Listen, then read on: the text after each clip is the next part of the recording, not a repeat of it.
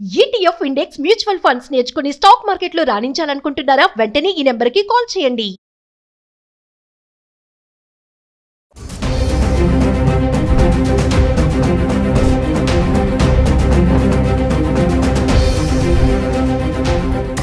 Suman TV ప్రేక్షకులకు నమస్కారం. నేను మందడి కృష్ణారెడ్డి, మీ అనలిస్ట్ మాట్లాడుతున్నాను. ఈ వారం గోల్డ్ రేట్లలో కొంచెం తగ్గుదల కనిపించింది. అంత మాత్రం చేత 50,000కి వెళ్ళిపోతుంది, 40,000కి వెళ్ళిపోతుంది. కొంతమంది అభూత అసత్య ప్రచారాలకు లోనైటెడ్గా చేస్తున్నారు. రకరకాలైనటువంటి మరి సోషల్ మీడియా వార్తలు గుప్పుమంటున్నాయి. కానీ గుడ్డిగా నమ్మొద్దు. ప్రతి ఒక్కరూ ఆలోచించాల్సింది ఏంటంటే, గోల్డ్ తగ్గడం అనేది ఏదో ఒక్క కారణం చేత ఉండదు, అనేక కారణాల సమ్మిళితంగా ఉంటుంది. ప్రతి సంవత్సరం ప్రతిసారి మనం చెప్పుకుంటున్నట్టుగానే ముఖ్యంగా షేర్ మార్కెట్లు ఏవైతే ఉన్నాయో స్టాక్ మార్కెట్ల మీద కూడా కొంత ఆధారపడి ఉంటుంది. అలాగే డాలరు యొక్క హెచ్చుతగ్గుల మీద కూడా ఇది ఆధారపడి ఉంటుంది. ఒక దేశానికి మధ్యలో ఉండేటువంటి ట్రేడ్స్ ఒప్పందాల మీద కూడా ఇది ఆధారపడి ఉంటుంది. అలాగే ఒక దేశం ఎంత గోల్డ్ని రిజర్వ్ బ్యాంకులో పెట్టుకోవడానికి ప్రయత్నం చేస్తుందో దాన్ని బట్టి కూడా ఆధారపడి ఉంటుంది. ఇలాగా అనేక కారణాల మీద ఆధారపడి గోల్డ్ రేట్లు అనేవి ప్రపంచవ్యాప్తంగా పెరుగుదల కానీ తగ్గుదల కానీ ఉంటుంది. అంతేగాని కొంతమంది అభూత ప్రచారాలు చేస్తున్నట్టుగా సడన్గా మార్కెట్ లోపల 25,000 తగ్గడం, 50,000 తగ్గడం అనేది ఉండదు. కొంత తగ్గుతుంది, మరి కొంత పెరుగుతుంది. ఒక 3 మాసాల పాటు దాదాపుగా స్ట్రక్చరల్గా ప్రయాణం చేసిన తర్వాత మళ్ళీ కొంత మార్పు అనేది వస్తుంది.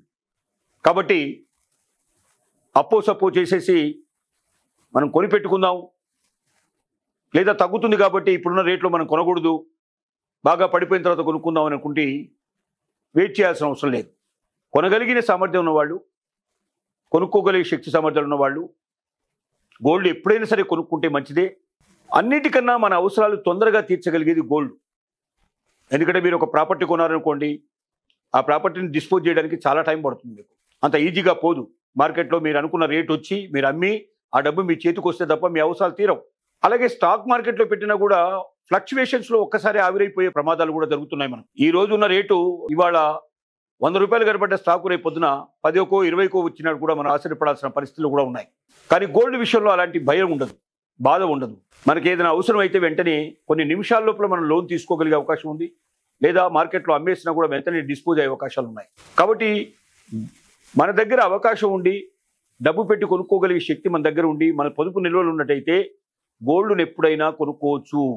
అంతేగాని అప్పు చేసి అధిక వడ్డీకి తీసుకొచ్చుకొని గోల్డ్ కొని పెట్టుకొని తర్వాత బాగా పెరుగుతుంది అని భ్రమపడితే మాత్రం అది అంత సాధ్యం కాదు.